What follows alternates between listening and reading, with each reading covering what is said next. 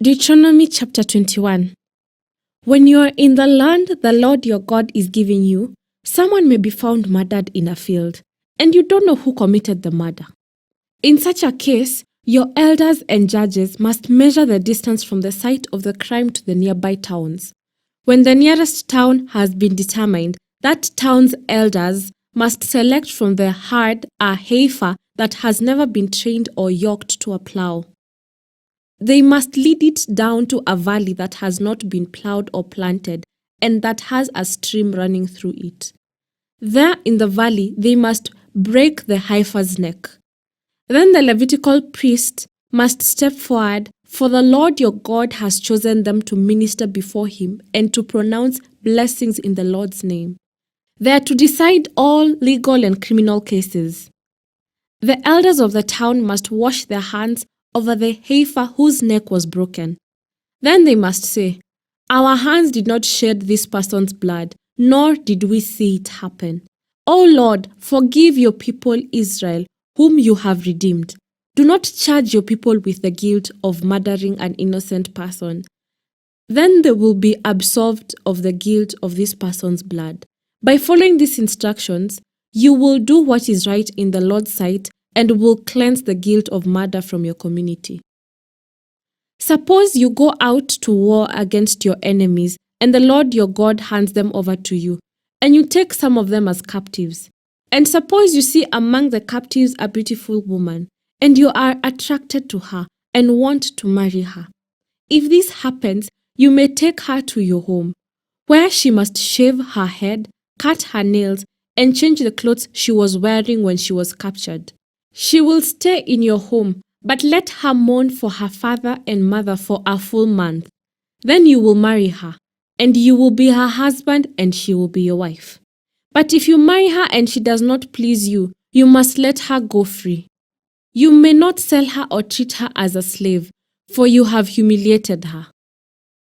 Suppose a man has 2 wives, but he loves one and not the other, and both have given him sons.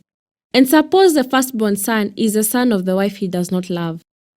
When the man divides his inheritance, he may not give the larger inheritance to his younger son, the son of the wife he loves, as if he were the firstborn son. He must recognize the rights of the older son, the son of the wife he does not love, by giving him a double portion. He is the first son of his father's virility, and the rights of the firstborn belong to him. Suppose a man has a stubborn and rebellious son who will not obey his father or mother, even though they discipline him. In such a case, the father and mother must take the son to the elders as they hold court at the town gate. The parents must say to the elders, "This son of ours is stubborn and rebellious and refuses to obey. He is a glutton and a drunkard." Then all the men of his town must stone him to death. In this way, you will purge this evil from among you, and all Israel will hear about it and be afraid. If someone has committed a crime worthy of death and is executed and hung on a tree, the body must not remain hanging from the tree overnight. You must bury the body that same day, for anyone who is hung is cursed in the sight of God. In this way, you will prevent the defilement of the land the Lord your God is giving you as your special possession. Deuteronomy chapter 22. If you see your neighbor's ox or sheep or goat wandering away, don't ignore your responsibility. Take it back to its owner. If its owner does not live nearby, or you do not know who the owner is, take it to your place and keep it until the owner comes looking for it. Then you must return it. Do the same if you find your neighbor's donkey, clothing, or anything else your neighbor loses. Don't ignore your responsibility. If you see that your neighbor's donkey or ox has collapsed on the road, do not look the other way. Go and help your neighbor get it back on its feet. A woman must not put on men's clothing, and a man must not wear women's clothing. Anyone who does this is detestable in the sight of the Lord your God. If you happen to find a bird's nest in a tree or on the ground, and there are young ones or eggs in it with the mother sitting in the nest, do not take the mother with the young. You may take the young, but let the mother go. so that you may prosper and enjoy a long life. When you build a new house, you must build a railing around the edge of its flat roof. That way, you will not be considered guilty of murder if someone falls from the roof. You must not plant any other crop between the rows of your vineyard. If you do, you are forbidden to use either the grapes from the vineyard or the other crop. You must not plow with an ox and a donkey harnessed together. You must not wear clothing made of wool and linen woven together. You must put 4 tassels on the hem of the cloak with which you cover yourself, on the front, back, and sides. Suppose a man marries a woman, but after sleeping with her, he turns against her and publicly accuses her of shameful conduct, saying, "When I married this woman, I discovered she was not a virgin." Then the woman's father and mother must bring the proof of her virginity to the elders as they hold court at the town gate. Her father must say to them, "I gave my daughter to this man to be his wife, and now he has turned against her. He has accused her of shameful conduct, saying, 'I discovered that your daughter was not a virgin. But here is the proof of my daughter's virginity.'" Then they must spread her bedsheets before the elders. The elders must then take the man and punish him. They must also fine him 100 pieces of silver, which he must pay to the woman's father because he publicly accused a virgin of Israel of shameful conduct. The woman will then remain the man's wife, and he may never divorce her. But suppose the man's accusations are true, and he can show that she was not a virgin. The woman must be taken to the door of her father's home, and there the men of the town must stone her to death, for she has committed a disgraceful crime in Israel by being promiscuous while living in her parents' home. In this way, you will purge this evil from among you. If a man is discovered committing adultery, both he and the woman must die. In this way, you will purge Israel of such evil. Suppose a man meets a young woman, a virgin who is engaged to be married, and he has sexual intercourse with her. If this happens within a town, you must take both of them to the gates of that town and stone them to death. The woman is guilty because she did not scream for help. The man must die because he violated another man's wife. In this way, you will purge this evil from among you. But if the man meets the engaged woman out in the country and he rapes her, then only the man must die. Do nothing to the young woman. She has committed no crime worthy of death. She is innocent as a murder victim. Since the man raped her out in the country, it must be assumed that she screamed, but there was no one to rescue her. Suppose a man has intercourse with a young woman who is a virgin but is not engaged to be married. If they are discovered, he must pay her father 50 pieces of silver. Then he must marry the young woman because he violated her, and he may never divorce her as long as he lives. A man must not marry his father's former wife, for this would violate his father. Deuteronomy chapter 23. If a man's testicles are crushed or his penis is cut off, he may not be admitted to the assembly of the Lord. If a person is illegitimate by birth, neither he or his descendants for 10 generations may be admitted to the assembly of the Lord. No Ammonite or Moabite or any of their descendants for 10 generations may be admitted to the assembly of the Lord.